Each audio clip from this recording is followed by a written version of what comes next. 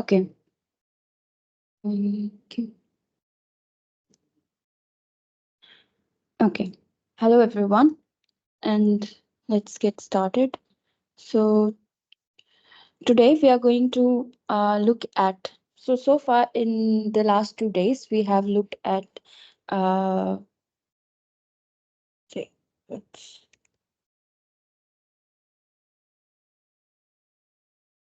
so, in previously in the last 2 days, we have looked at. So, basically, we started with the memory errors, right? We started with the memory error buffer overflow, and and then after that, we had looked at the after that we look at the exploits that can be used to create an attack using the buffer overflow memory errors. That was discussed in day one. And then we yesterday we had looked at return to libc attacks, which return to libc and rop attack, which are going to uh, which are still work when the WXOR X is enabled. So the exploits we discussed on first day, they would work only if the stack is executable. And then we had discussed the defenses, uh, WXOR X, ASLR, stack canaries, and AS. Then we discussed return to libc attack and ROP attack, which subvert the WXOR X defense. And after that, we looked at the format string vulnerability, which can be used to change any arbitrary location in your program, or you can read from any arbitrary location. So after looking at the format string vulnerability, like basically what we saw was that uh, very simple library function, which is printf here in this case, or say scanf, and we probably would have never thought that that can be even used to print like this arbitrary memory location or change the values at arbitrary location. So we had looked at that, and after that we had looked at how looked at vulnerability in action. And after this, what we had covered yesterday were the defenses, CFI. So we had covered the defense on defense control flow integrity. Okay, so what we discussed in control flow integrity is that we can create a control flow graph of a program ahead of time.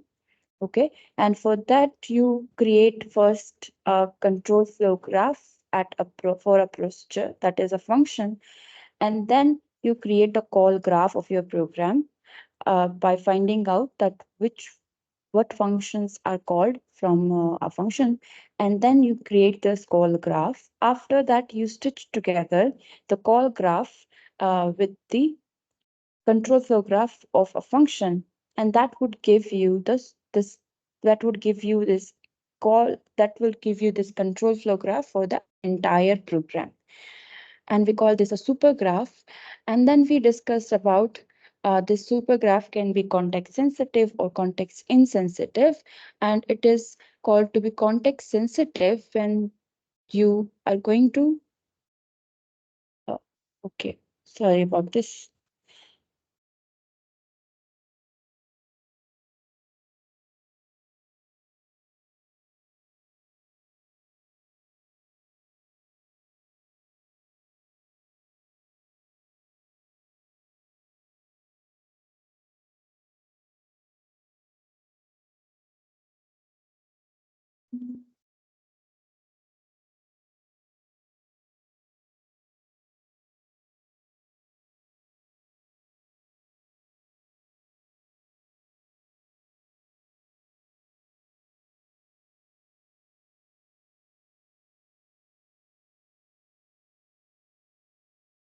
Wait a second.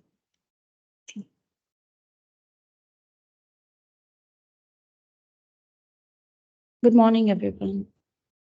Um, I don't know where my slide went.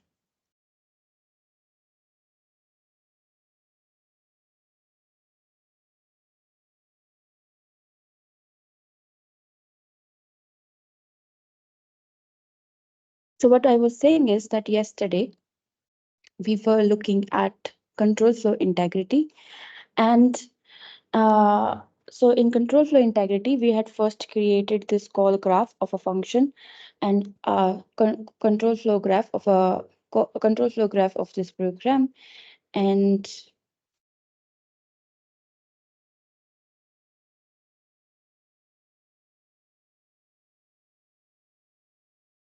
we created the control flow graph of the program.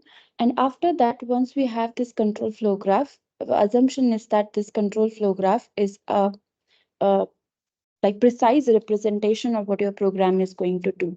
So in this control flow graph, the edges are in this control flow graph are the valid edges, and and then your CFI, in CFI, what you do is that you take this control flow graph. Maybe I can even open those slides. It's better. It would be better. Yeah. Sorry about. Yeah, we had created a control flow graph.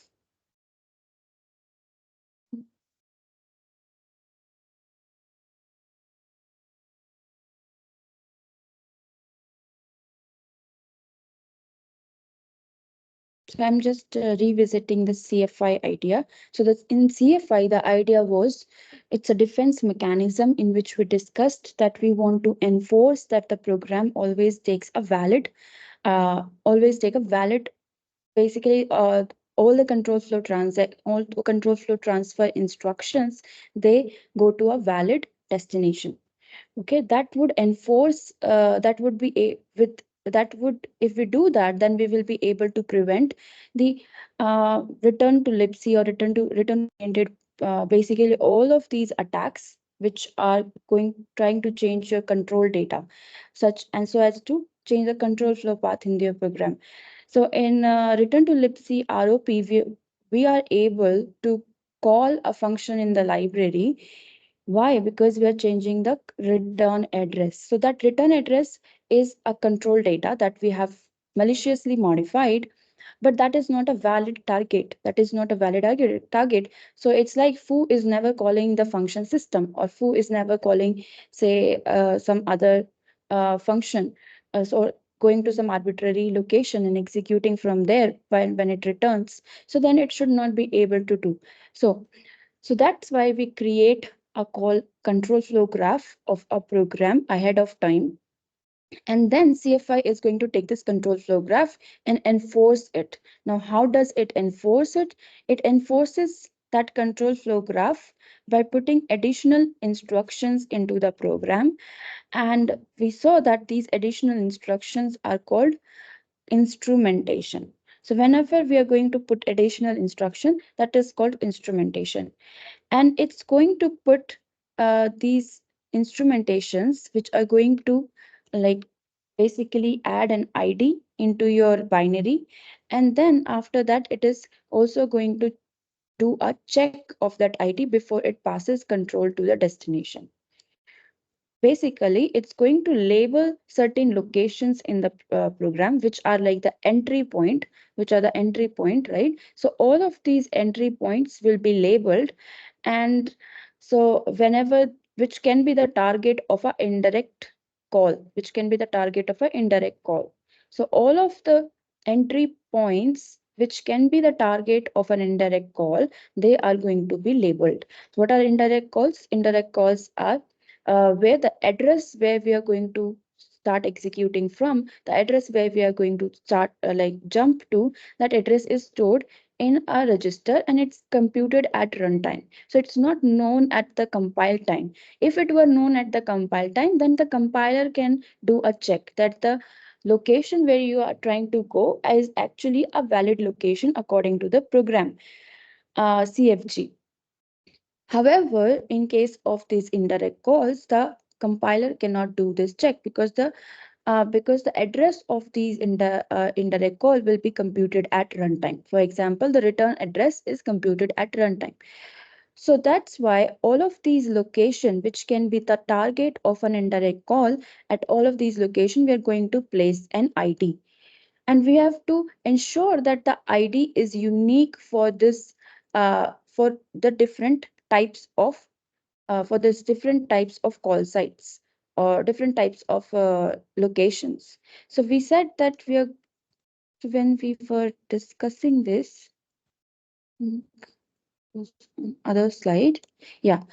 So we are going to insert a unique number at each of the destinations, and the two destinations are equivalent if the CFG contains edges to each from the same source. So if the source is same here, like here, then these edges, then these will get the same label, because we can go to both of them from this call instruction here.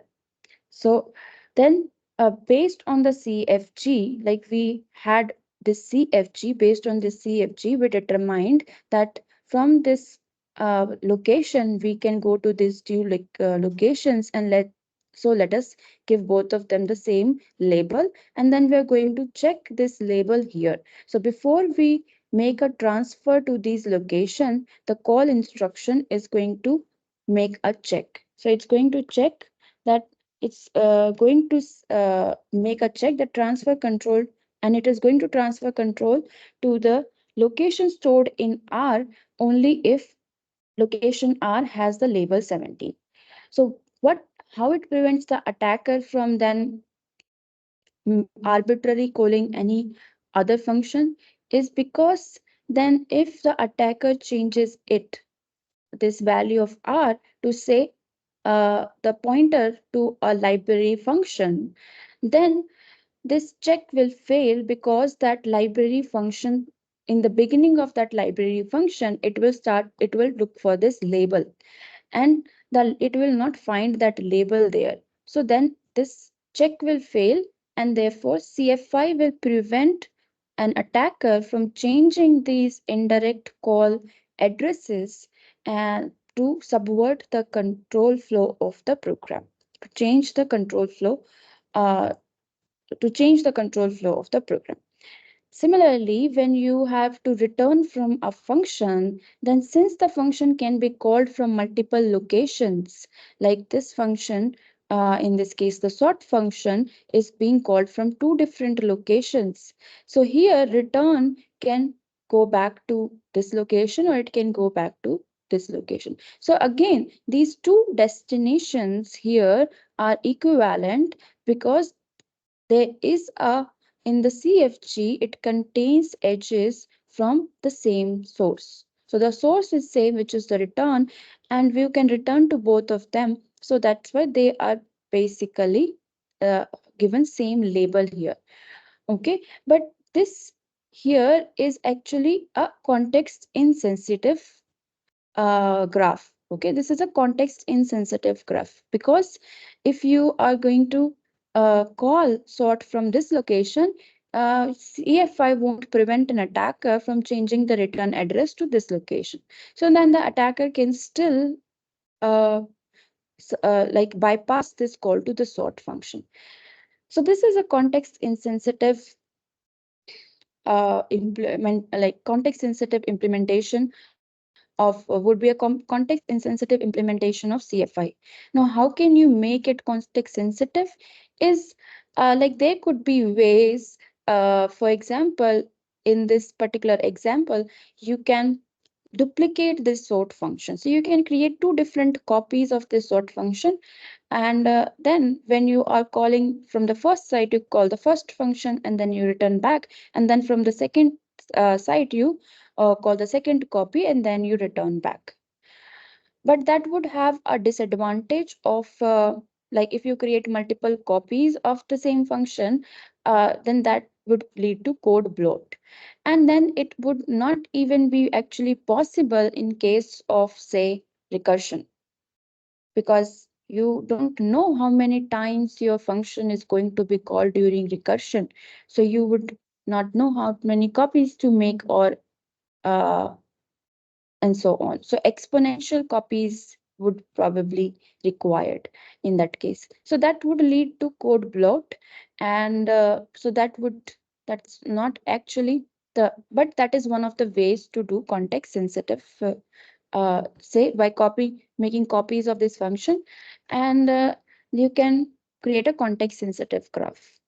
There is another technique which is used for this, which is called shadow stack, which I'm not discussing, but I will say for the sake of completeness here, it's because so we are going to maintain a copy of the stack. Okay, and that copy we are going to call the shadow stack. So that shadow stack we assume is not assume, but we are going to keep that shadow stack protected in a protected region inside the memory. Okay, how will we protect that region is like through other mechanisms like software fault isolation. So what I am trying to say here is that currently on your stack your return addresses are placed. Okay, and you trust that return address. You trust the integrity of that return address when you are going back. But as we have seen that we cannot trust that return address which is placed on the stack when we are returning, because that can be corrupted. So what shadow stack does is that at the time when you call a function, at that time you put the value of return address on these two different stacks. Okay, one is called the shadow stack and one is called the normal stack that your program is using. The shadow stack only contains these return addresses, and here the assumption is that the shadow stack is stored in a protected memory region, means that it cannot be accessed from anywhere in your program. So since it cannot be accessed from anywhere in your program, and whenever you make a function call, like here, when you're going to make a call to sort from here, you are going to put the return address of the next instruction both on your normal stack and your shadow stack.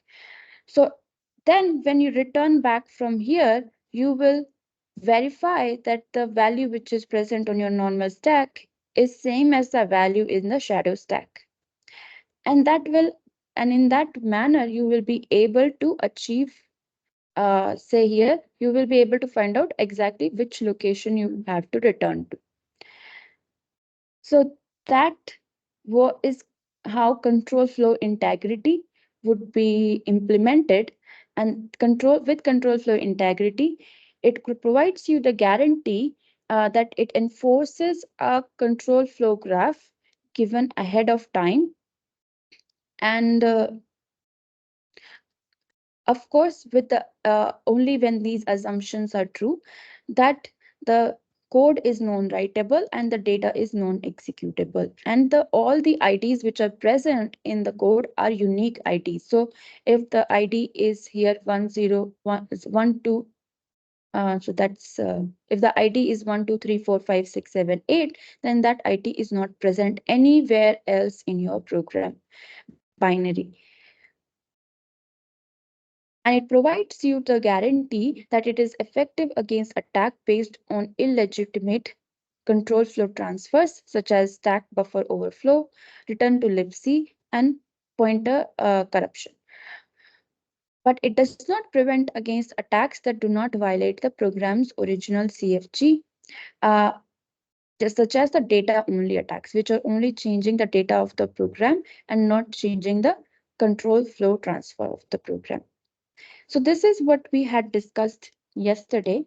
And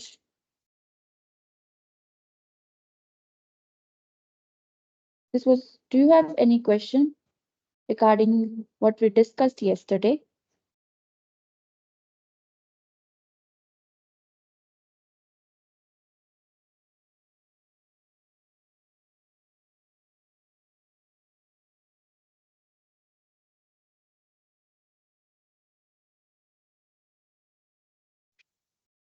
So what are we going to discuss today?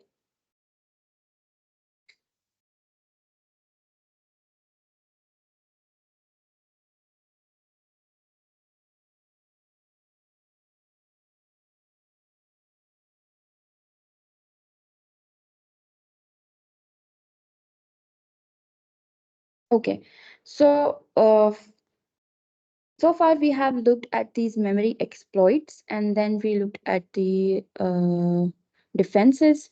Yesterday we could not complete the memory defense, and we were left with memory bound checking. So we are going to discuss that first. After that, we are going to start with trusted computing and attestation, following which we are going to look at ARM Trust Zone, which is a trusted hardware. Uh, and following that, we are going to look at demo for ultrasound. Basically, we are going to see, like say, if you want to work on ultrasound, then you can leverage this implementation called Opti, which uh, provides you a trusted execution environment based on the ultrasound hardware. And we will look at the documentation, and we will so in now right now when my slides stopped, and then you saw the terminal. That was actually the I had started, like I was compiling Opti, and so that had started. And so then we will see that demo, and afterwards we will look at virtualization. So what is virtualization? How is it what can we achieve with virtualization for, like, in terms of security? And after, and we will also look at the lightweight virtualization, that is containers, and how the containers are created. And then I will just very on high level, we will just go over the documentation in Docker, and you will, and you can, if you're interested, then you can follow that documentation and you can create your Docker containers. So this is the plan for today. And tomorrow I will be having, like, I'll have a short session tomorrow. Although the main the main workshop is was only for 3 days, and I had kept these optional sessions on Friday and then Tuesday. So tomorrow actually I'm going to discuss my research. So I will discuss about control flow attestation. So it's like similar to control flow integrity that we just saw.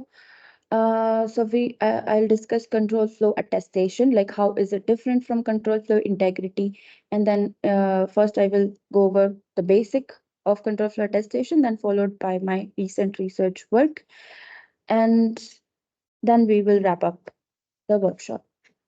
So with that, if you have any question, then please let me know. Otherwise, we will start with memory bound checking.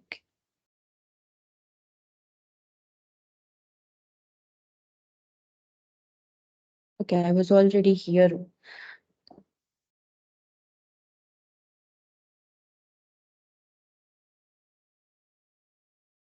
Okay, so there is no question.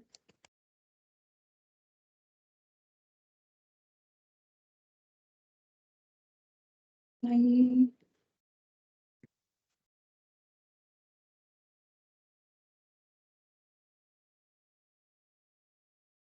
not seems to have closed the slides.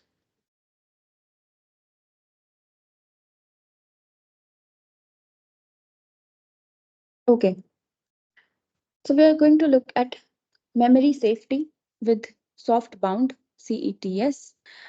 So this work is called Softbound, and this work is from the group with by Professor Santosh Nagarkate, and these slides are also from him. So the question is that uh, why are there these vulnerabilities that we had seen earlier, like buffer overflow vulnerability? Why that vulnerability exists in your C++ program? What makes it your C++ programs unsafe? So your C and C++ programs have these vulnerability. Like this is actually uh, regarding the buffer overflow vulnerability. So they have these vulnerability because of memory safety, because of lack of memory safety. Okay, now, so these security vulnerabilities are due to the lack of memory safety, and they have been exploited in many different softwares over the years, like in Adobe Reader, then in Oracle, MySQL, in Firefox, Google Chrome. Uh, so these use after free vulnerability is also like these memory vulnerability, which exists in your C and C++ programs, which we did not actually look at. So this comes under the heap-based exploits, and we did not look at this. So in use after free, what happens is that, let's say you have a pointer and to a memory region in your heap, and then let's say you free that memory region. So you say free the memory region, but if you continue to use that pointer still, then that is a vulnerability, because if a new data structure is allocated in the same memory region, if your program allocates some you reuses that same memory region, then you will be able to learn the content of that region using the same pointer.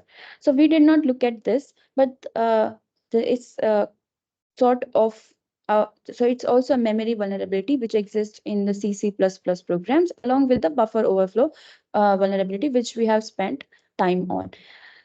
So these have been exploited over the years,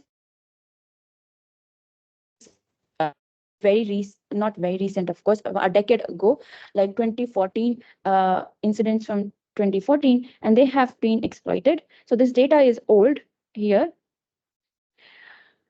So one,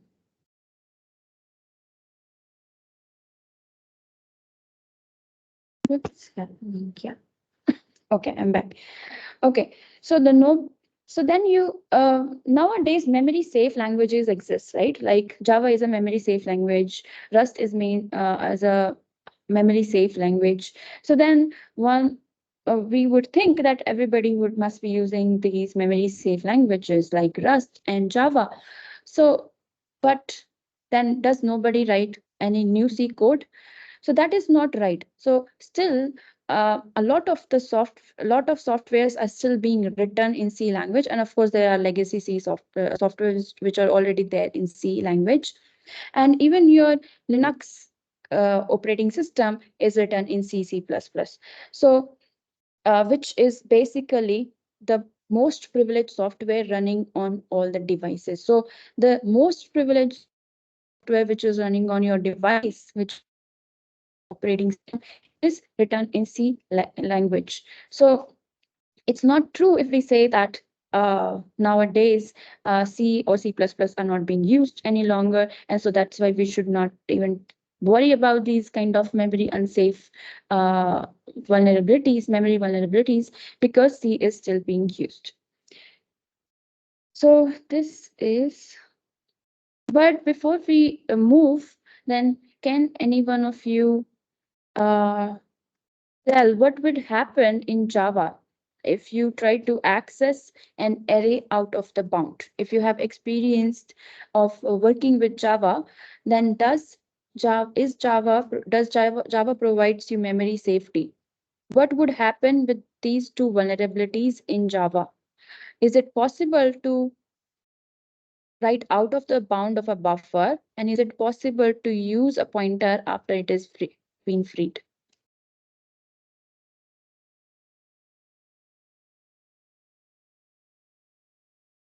Yes, that is done. So in the Java, if you try to write out of the bounds of an array, then generates an exception, and you will not be allowed. So that memory safety mechanism has been enforced into the Java runtime.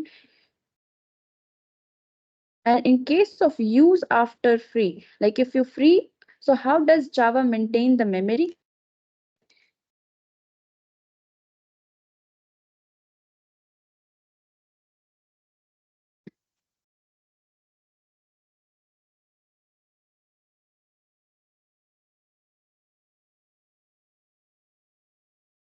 Yes. So in Java, you like unlike in C or C++ language.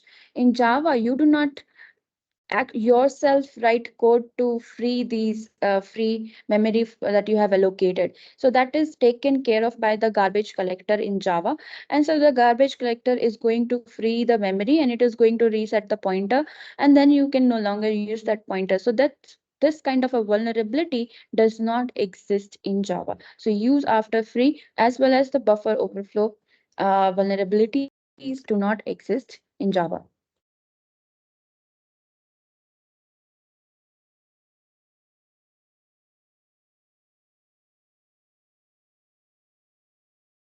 Okay.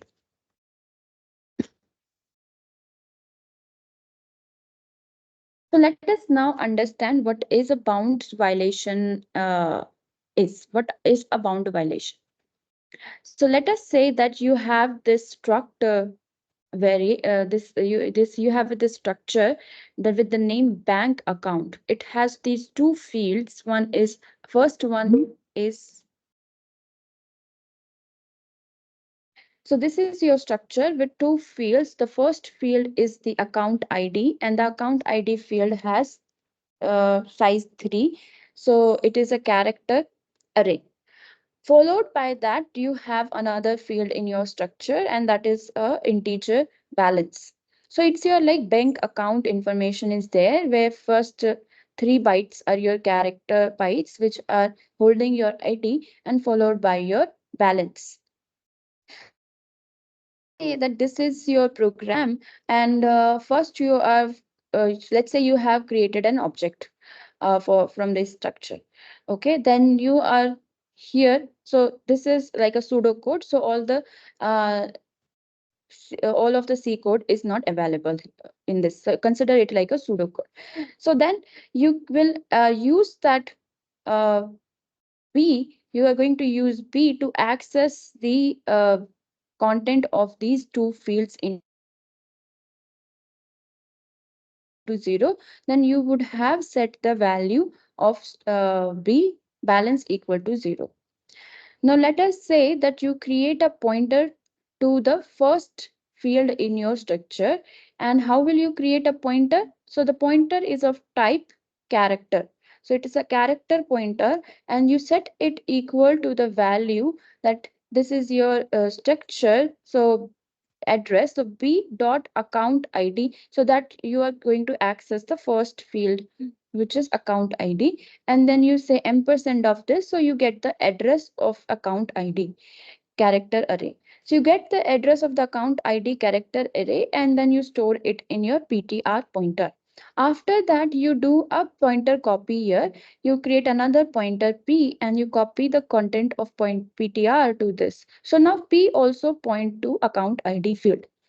Now, let's say you have this do while loop where you are going to read a character from, say, your command line, and you're going to take basically an input, and then you are going to store that input in the at the location pointed to by p. After that, you increment the value of p, and that this you are going to do as long as you keep getting a character which is not a null character. So you keep doing this, and it will break only if the character is a null character. So what's the problem here?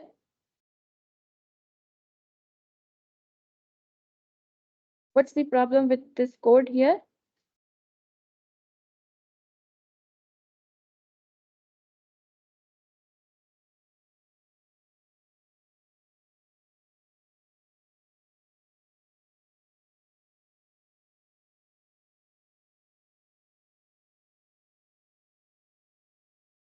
Yes, that's right. So it is nothing but a buffer overflow. Okay, you're just over you can overflow this buffer because you you are not checking the bounds. Like you are just you have a pointer to the first element in this account id, and then you are incrementing the pointer, and then whatever the input you are getting, the input can be of any length, and you keep writing. So you can keep writing. And so let's say if you, this is your program's memory address space, and this is let's say the data memory, the where your these two uh, fields have been stored. So like first account space has been allocated for account ID, which is 3 bytes, 10, 11, 12. After that, 4 bytes have been allocated for balance, 13 to 17. So let's say initially your balance was 0, right? Here balance was 0. After that, you are going to keep this is your pointer P. The pointer P initially would be pointing here, okay, in the beginning, which is at address 10. When you read from the command line, or when you read the input from the user, you will start writing. So let's say the user first is giving you input A, it will be written then B, then C, and after that, whatever the input the user give, it will be written in the next bytes and so on. So a malicious input can change the value of balance from 0 to some arbitrary value. Here say 10,000. Okay, so this is a memory bounds violation where you were able to write beyond the bounds of an array, and you have corrupted another variable stored on the stack.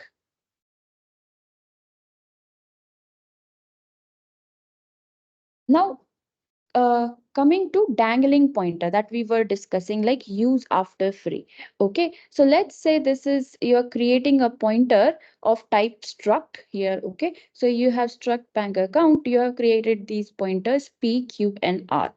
So after that, you are going to allocate, you're going to call malloc, and you're going to pass the size of bank account. And then malloc is a function in your C library. It is going to allocate bytes on your stack. Okay, not sorry, stack bytes on your heap. So it is malloc actually allocates the space in the heap. It's going to allocate space for your bank account.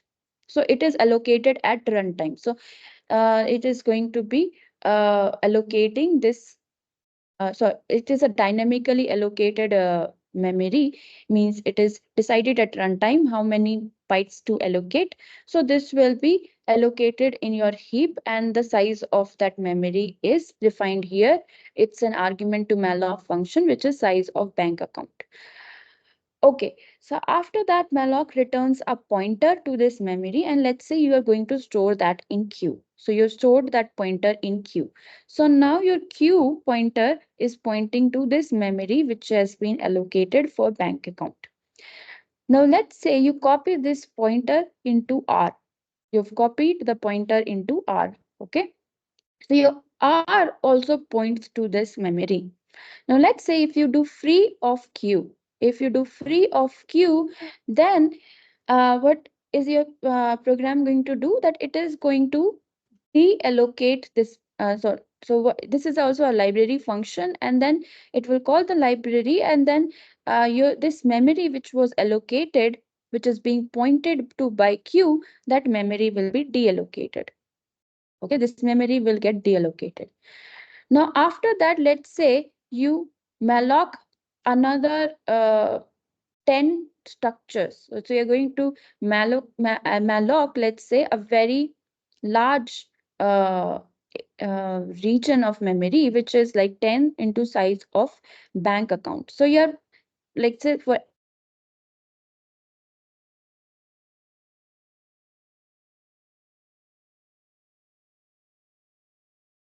so let's say your pointer P. So let's say your memory is allocated here.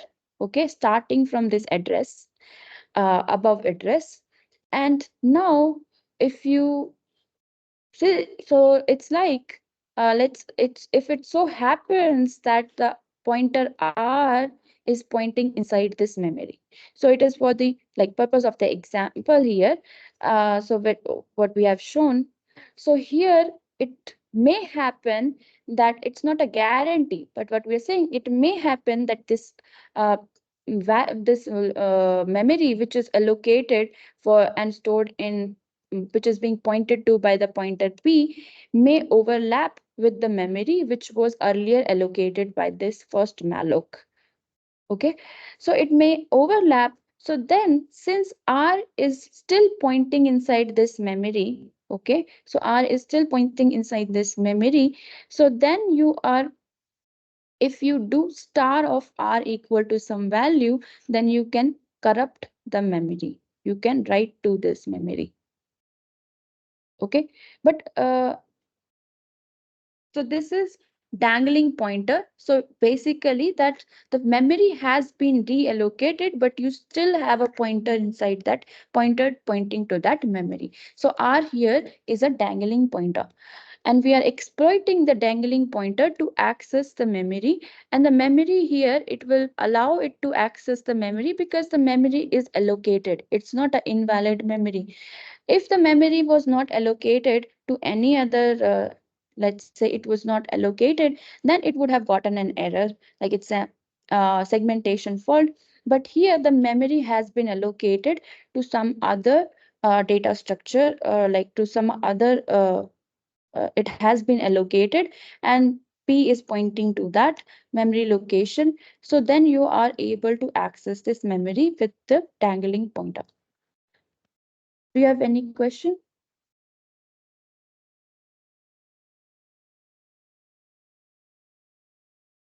Okay. So what is a void pointer in C? So the void pointer, what's a void pointer in C?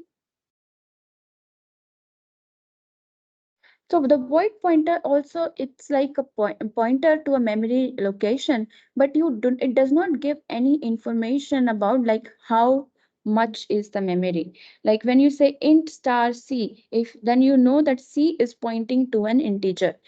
If you have char star C, then you know that C is pointing to a character. If you have void star C, then you do not know that the address in this pointer, like what is it pointing to? What is stored there? Is it a character, integer, or what? And that causes some troubles when we are going to do the this bounds checking. Okay, that makes it harder. But now let's look at it here that we are going to do a pointer based checking. So we are going to do a bound checking. So why were the attacks possible, like memory exploits, they were possible? They were possible because we were not doing any bound checking. We have allocated an array of 10 bytes and we are writing 20 bytes. We are not checking that how much, whether, what is the size of the destination where we are writing. We're not performing any bound check there. So so that's why we in to like what you are discussing right now, it's a memory bound checking defense. Okay. And so what we are going to do is that along with every pointer, we are going to store some metadata. So along with every pointer, we are going to store some metadata. And we are going to now call this new point kind of a pointer as a fat pointer, because this pointer not only has the address to which is address to this memory location, but it also has a metadata. Now what do you think should be stored in this metadata if we want to do a bound checking?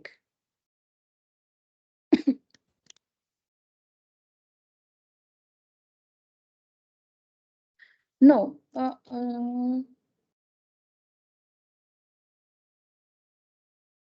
What do you mean by no type? Okay, okay, I think that was the answer to void. Yeah. So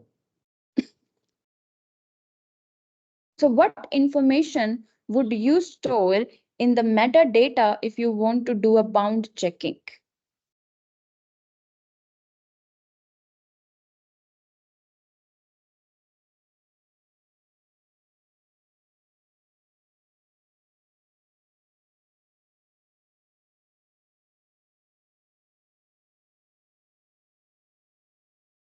So the type of the pointer, because we have the pointer here, so that is, say, we already know here, because if the pointer is of type int, then that we know. And size. So what is this size? Is it, which size is this? Is it the size of the pointer? Like integer, so 4 bytes, or character, then 1 byte. What are we trying to protect here? We are trying to protect the buffer which is being pointed to by this pointer, right? We are trying to protect out of bounds accesses on the buffer which is being pointed to by this pointer.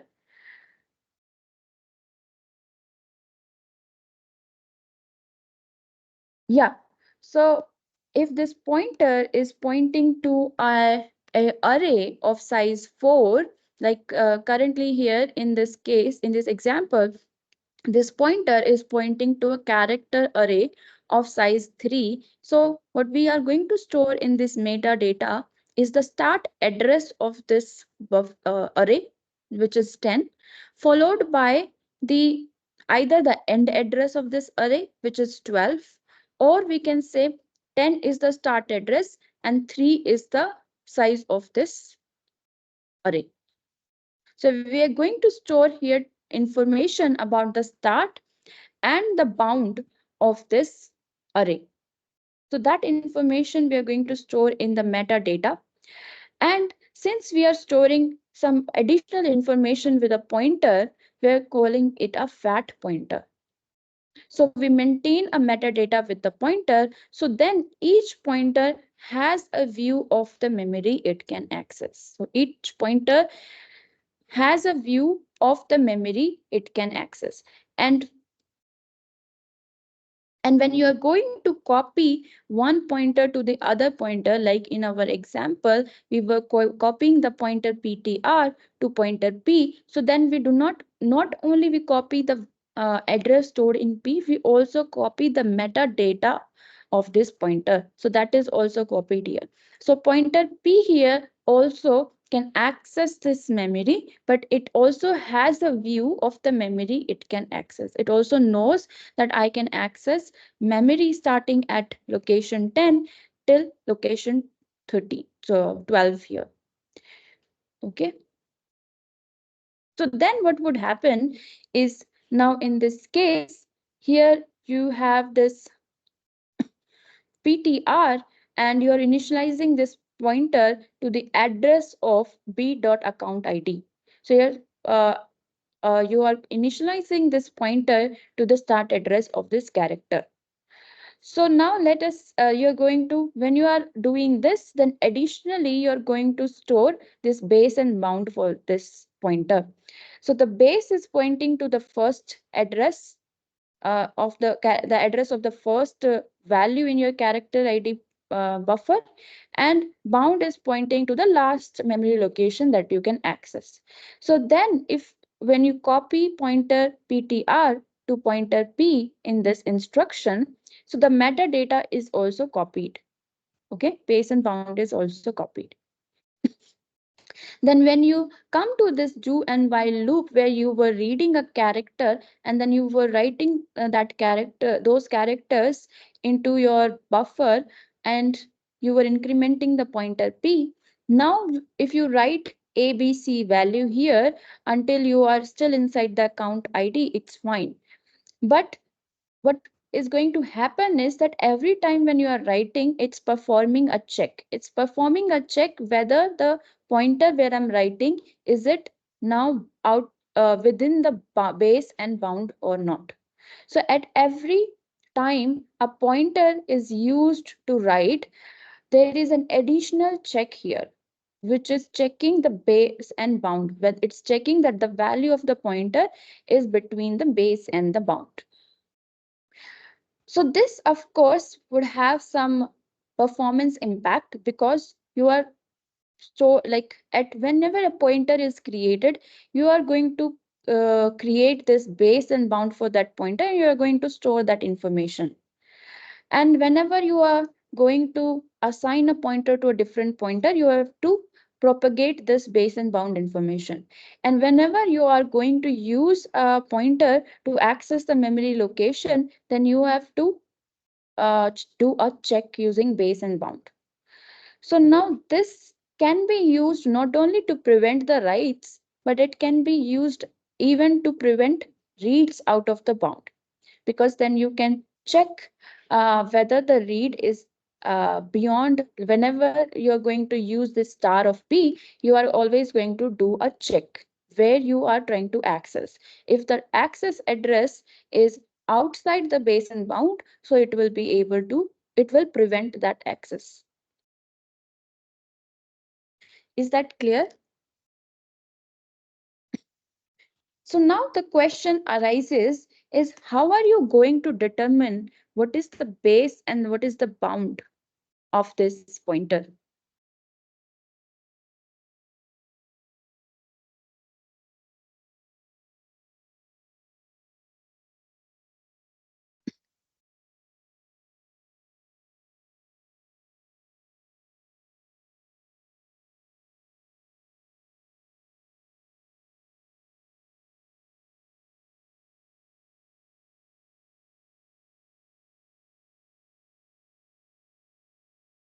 Yes.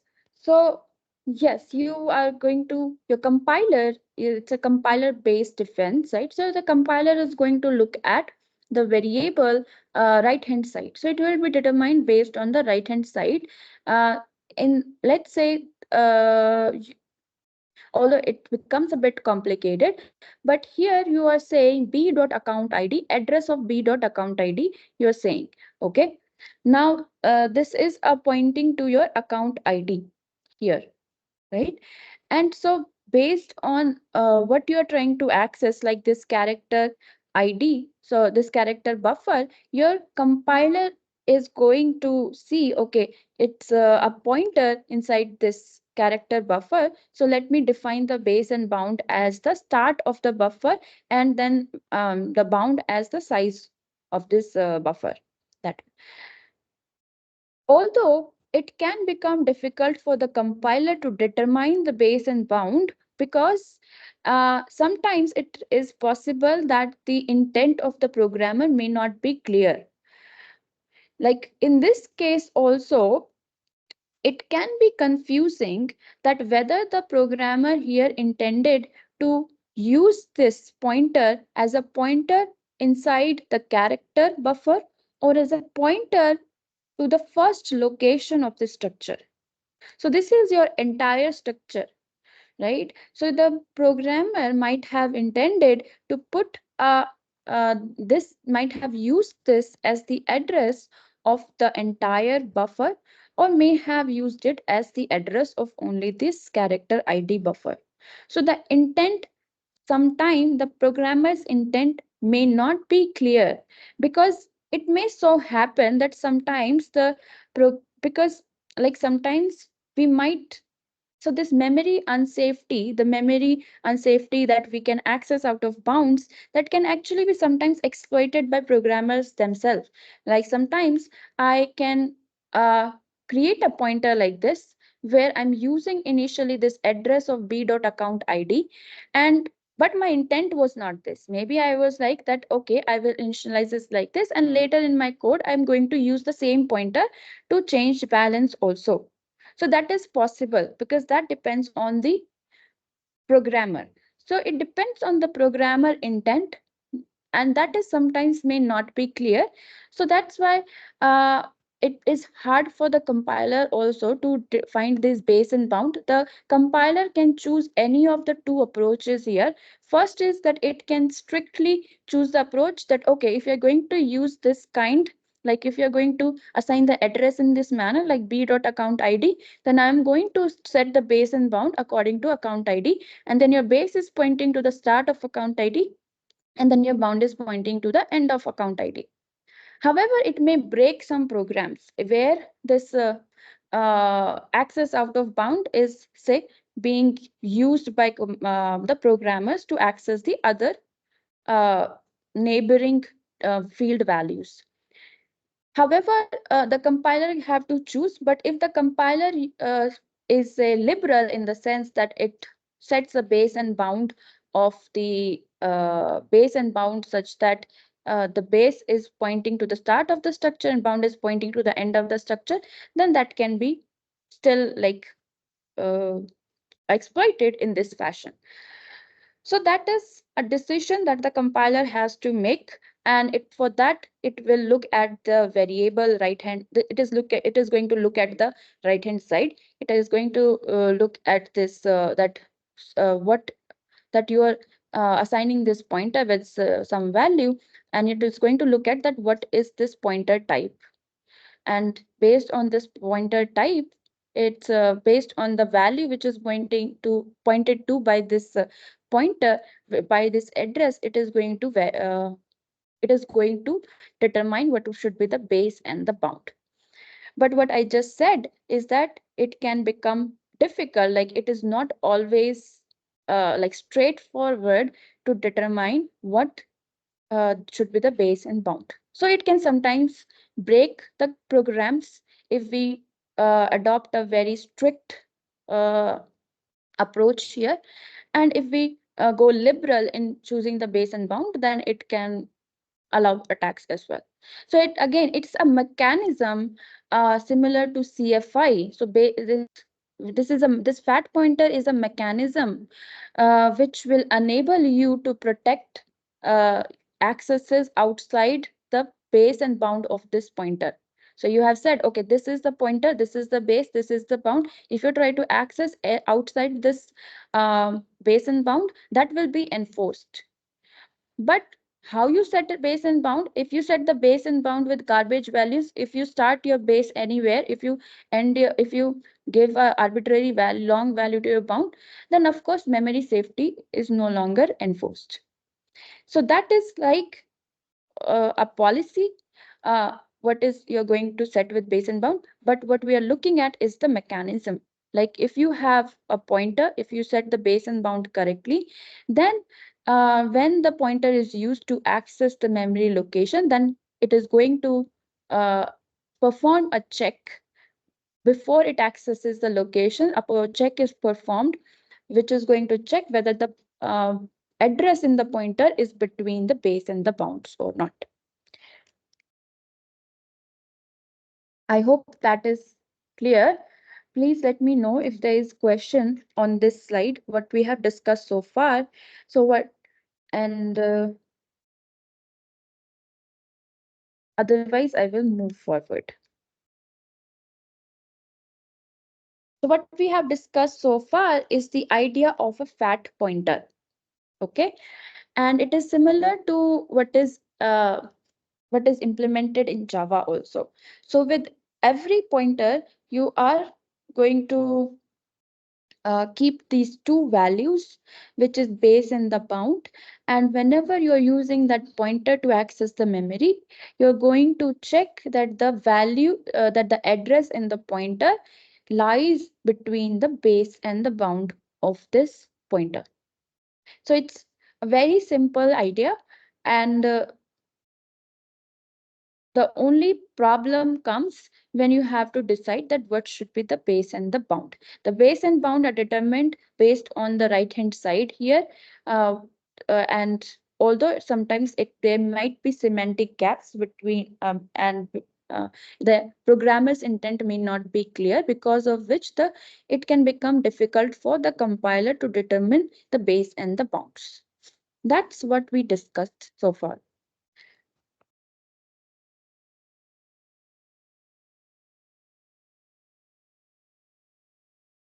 This check, I am actually not very sure whether it has been implemented in GCC or not.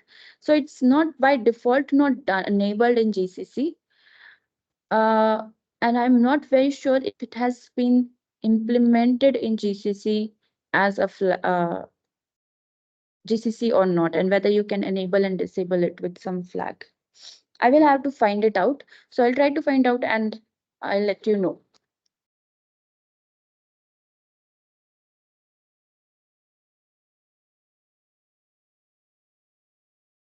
It is there in GCC, because when we looked at the demos, we did not actually disable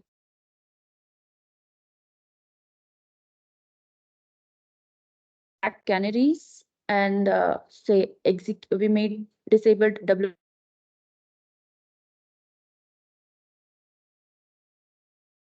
but we did not disable so this bound check. Also, I'm not very sure if it has been implemented by GCC compiler, and if you can enable it. Okay. Now, where should we store this base and bound? So first option is that we can allocate some registers and we can store the base and bound in those registers. Okay, so in when your program binary is going to be created, then your compiler can choose to it's going to use some register. It's going so all of the information is kept in the registers, like usually when you are when you create this machine code. So this your compiler is already keeping the pointer value in a register. It can choose to allocate these two registers, base and bound registers, and it can keep the base and bound in those registers, and then it can use those registers to make the checks.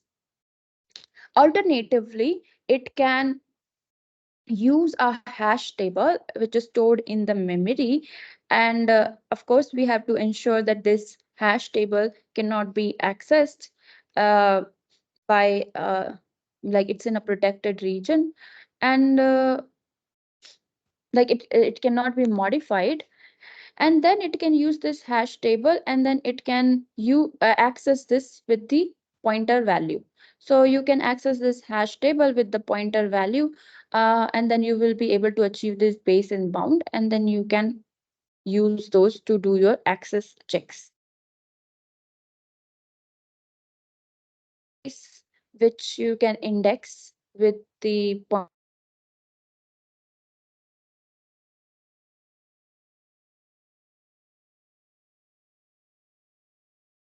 make a check. So shadow space basically it's like we have allocated this it's the hash table is where it can have say collisions also, and then there could be like basically what it is saying here, that it may not be true any longer, but what it was saying here that if access to the hash table took 9 instructions on x86, while the access in directly in the shadow space took only 5x86 instructions. So that's why they found in their implementation that it was better to use this dedicated shadow space. It doesn't have any collisions and it eliminates the tag. So you can either store your base bounds into a register or you can store it into a protected memory region, and then your program will be accessing these base and bounds from that memory region at runtime. But we have to ensure that this cannot be modified. Okay, I hope. Is there any question?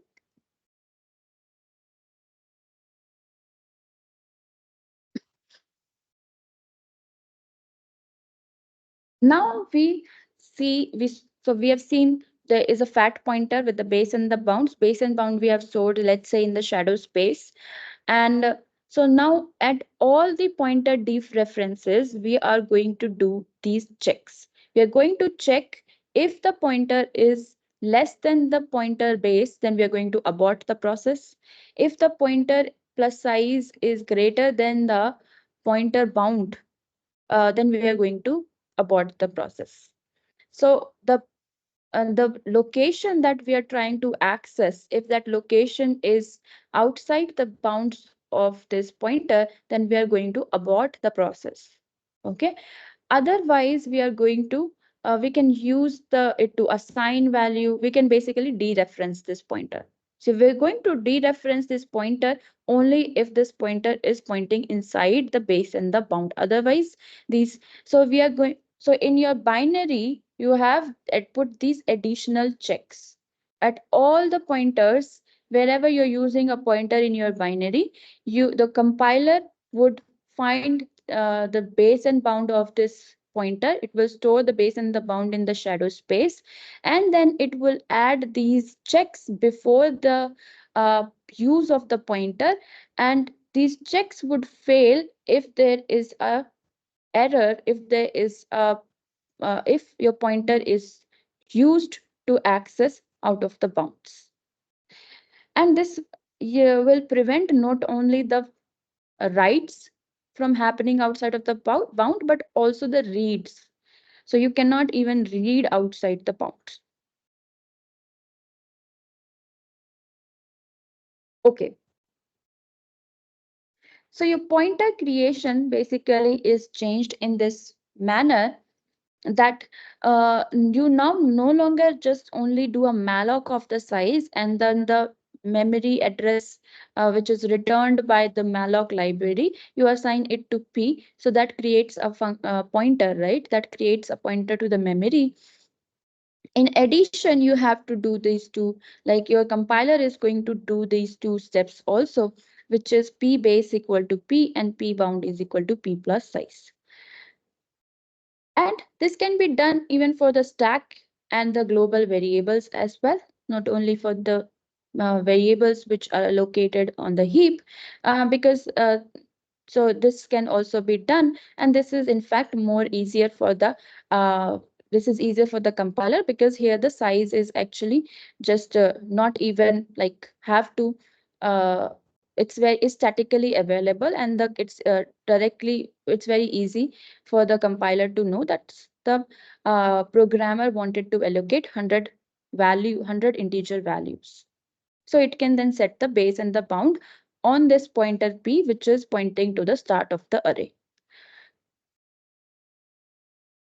Next, this was regarding pointer creation. So when you are creating the pointer, you have to not only allocate the memory for that pointer, you have to also set like basically you not have to just set the value of the pointer, you also have to set the base and the bounds of the pointer. Now, when you do a pointer assignment, or you cast a pointer, when you assign a pointer to another, when you assign a pointer from another pointer, then you have to propagate the base and the bound. So if you say p is equal to q, then you have to pass on the base and the bounds of q along with the address stored in q.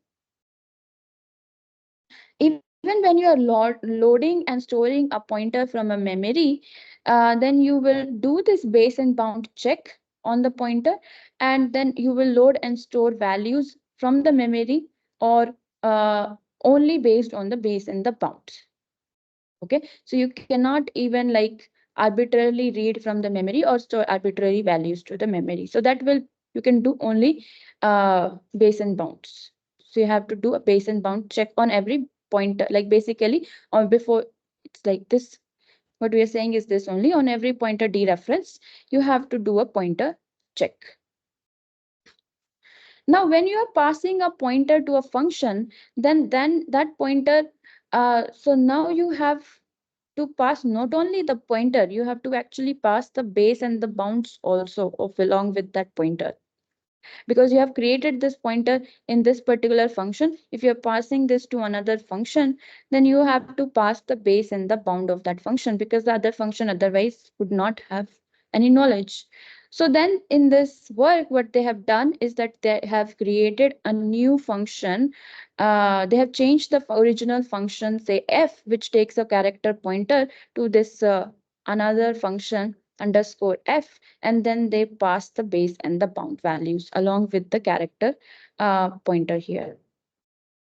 And then they would, whenever the p is being used, then they would have added the checks for base and the bounds, and that will continue. So the bounds are passed here as extra arguments. And we had looked at this earlier, that if there is a structure which has these two fields, one is the account ID of size 3, another is balance of which is an integer which is an integer.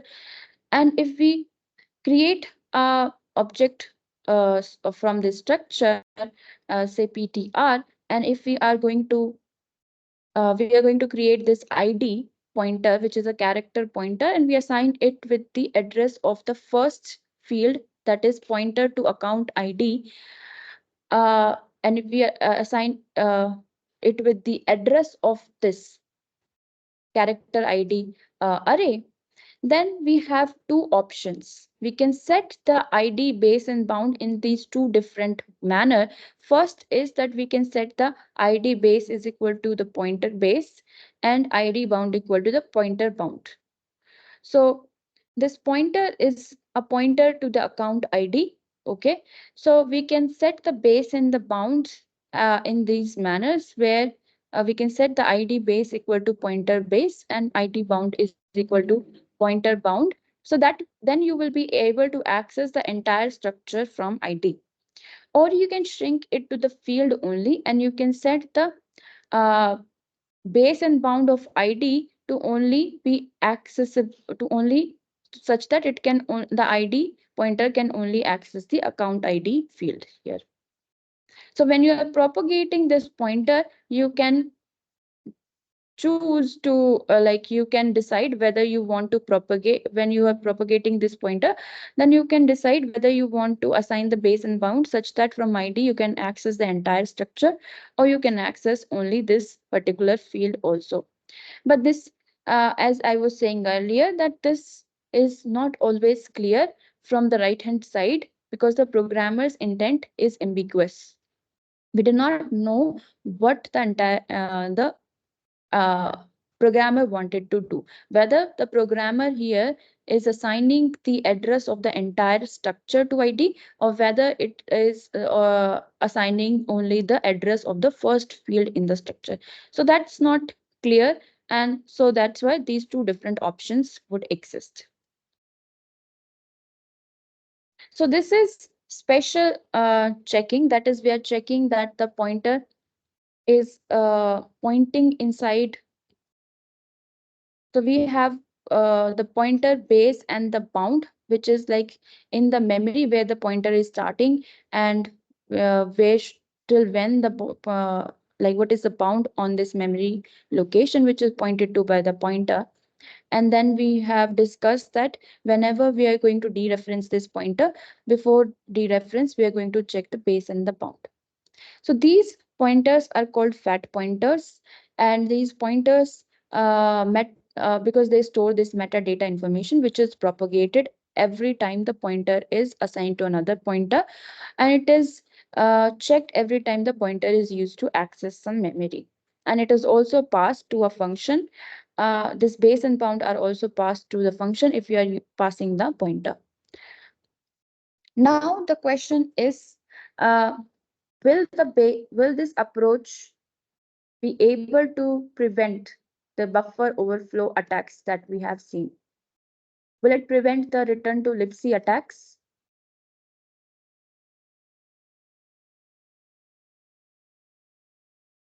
Or say which are based on buffer overflow vulnerability?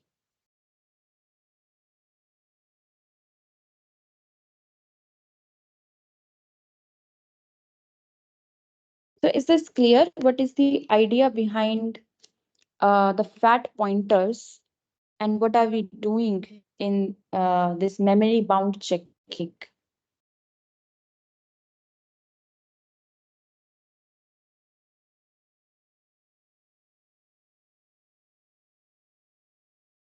Do you have any questions?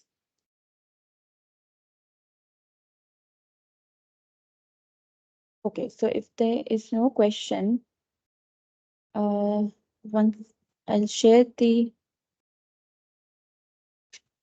table that we had.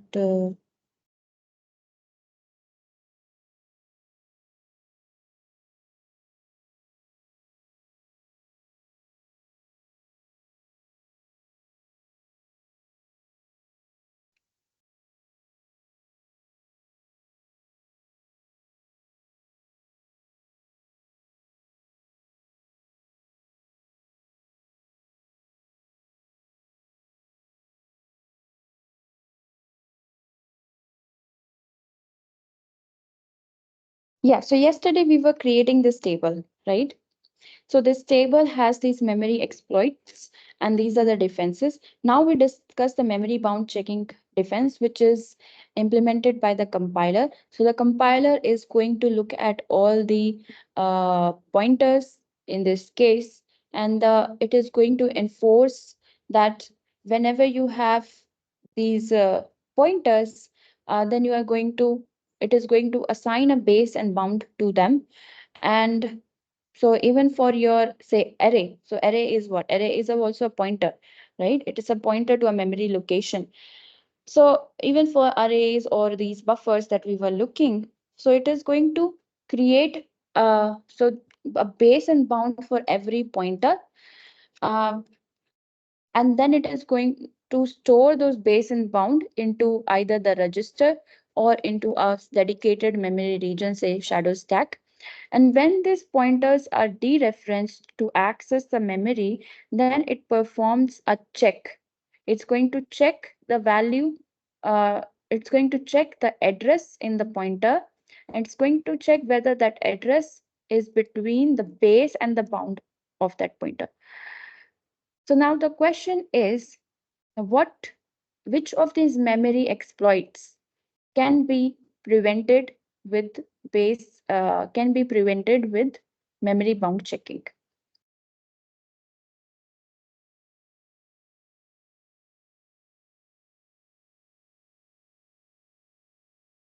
Can you prevent data corruption with buffer overflows?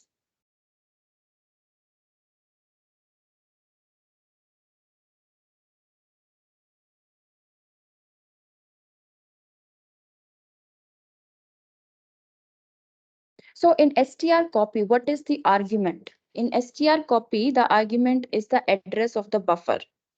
And what is the address? What does your str copy? It takes two character pointers. Char star, I think that's what it is going to take.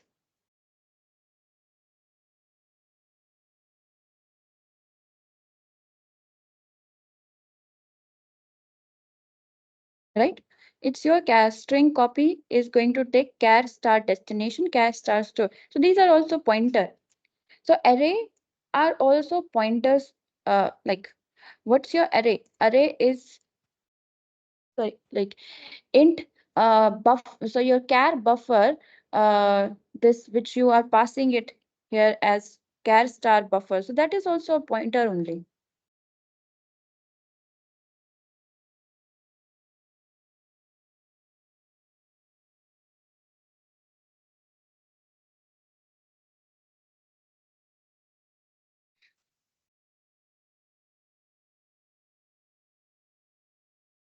So then what do you think? Will your memory bound checks that your compiler is enabling, let's say, and will it be able to prevent data corruption due to the buffer overflow attack?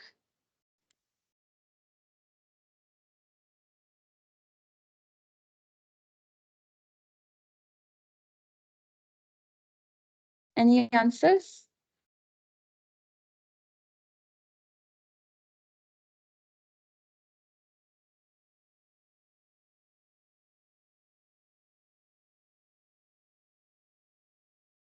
What is data corruption attack with buffer overflow here?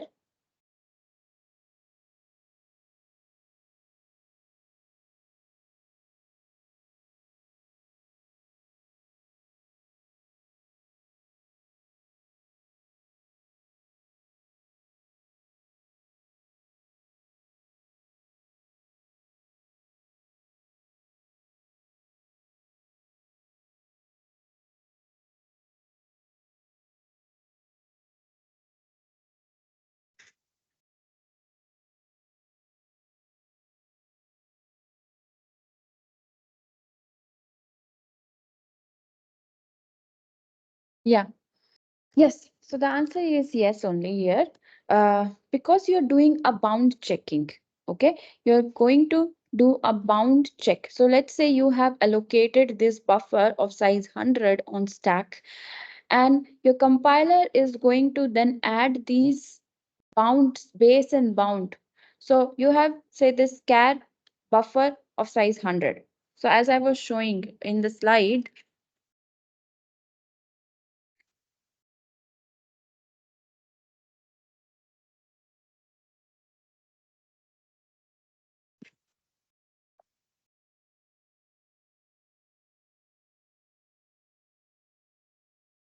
yeah. So as it's here, even for these stack allocated variables like int array of size 100, you're going to say use, even if you use the name of the array like ARR, this ARRAY, that is also a pointer inside this. What does it hold? It just holds the address, right? It holds the address uh, inside this, like the name array itself will hold the address of the first integer, then array 1 will store the address of the next integer, and so on. And if you, what are you doing here? You are passing the address of the array. You're passing the address of the array here, and which you are setting here to point to this P. And here you are going to set the base and the bounds, and the base is P itself.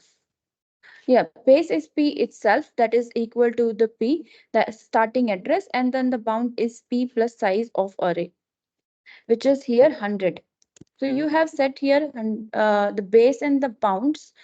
So then if you try to access outside the base and the bounds, then that will be detected. And therefore you will not be able to access outside the array. Okay, and then execute code on the stack.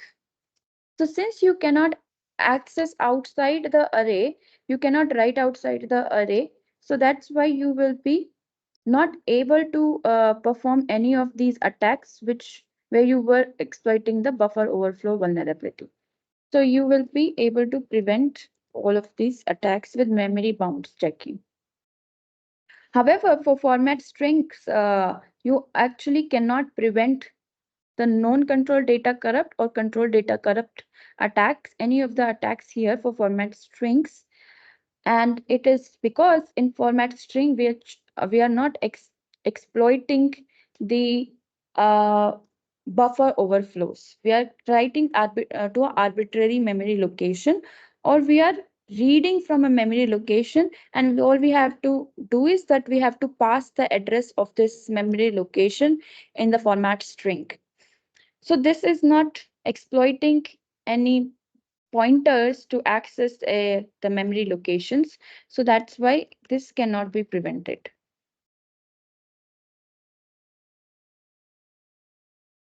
So this is,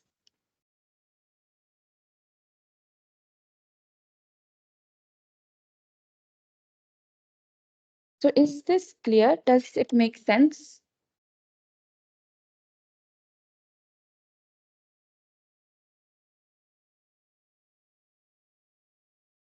Does this table make sense?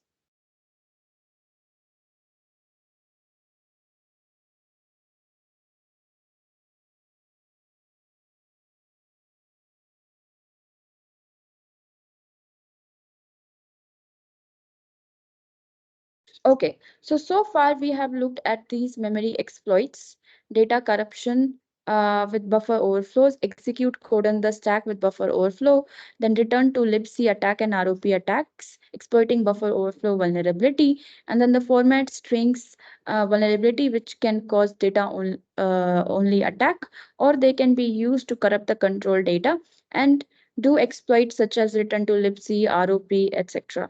And we looked at the defenses W XOR X, ASLR, stack canaries, control flow integrity, and we looked at in brief memory bound checking defense. And these last three defenses are compiler based defenses. So to do these like for enforcing these defenses, your compiler is going to add additional instructions into your program, and those additional instructions are called instrumentation. In case of stack canary, it is going to store the value of the canary on the stack just right before either your return address or before your function pointers, and so that if the so as to prevent the integrity of these control data. It can also prevent the integrity of the other data. So if we move the stack canaries, if we place the stack canaries in a different manner, we can choose the location of stack canary. Then control flow integrity ensures that the control flow of your program at runtime follows a control flow graph defined ahead of time, created ahead of time. So I lost connection for some time, and so I hope that I'm back. Next was memory bound checking. And here we have seen that the compiler is going to look at the program, and then it is going to find the base and bound of all the pointers and all these memory arrays, and then it is going to enforce the memory bound checking. It is going to store the base and bound for all the pointers, and then when these pointers are used to access the memory, then it is going to enforce that the pointer cannot access the memory outside its bound. And the W XOR X and ASLR defense mechanisms are enforced by OS, where W XOR X says that if a memory page is writable, such as the stack and the heap, then they are not executable. So the attacker cannot put any arbitrary code onto the stack and then execute it. Similarly, it ensures that the memory pages belonging to the code are non-writable. So that is also very important, prevents the attacker from changing the code of the program. And this is very important actually to have W XOR X for all of these compiler based defenses to work. So having W XOR X enabled is important for all of their defenses to work, because otherwise the attacker can go and change the binary, so it can remove the instrumentation which is enforcing these mechanisms. Okay, ASLR randomizes the process layout, randomizes the location of the stack, heap, your text segment, etc., and the libraries. And then in this way, it is going to prevent an attacker from guessing the right address to from where the attacker wants to start executing, or the address of the data of interest. So these are the defenses, these are the attacks. If you have any question related to the defense attack and any entry in the table, then please let me know. And with this, we finished the looking at different memory exploits and defenses. Although I must say that this is not complete picture. Of course, there are many more exploits, and then there'll be more defenses that you can add in this table, and you can fill these entries. Um, so if there is any question, then please let me know.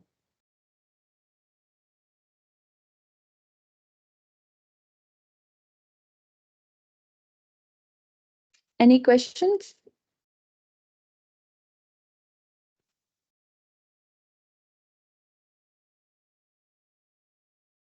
Okay, so then we will stop here. Let's take a break for 15 minutes. And then when we come back, then we will look at trusted computing. And so let's take a break till 11 50. And then when we come back, then we will look at trusted computing.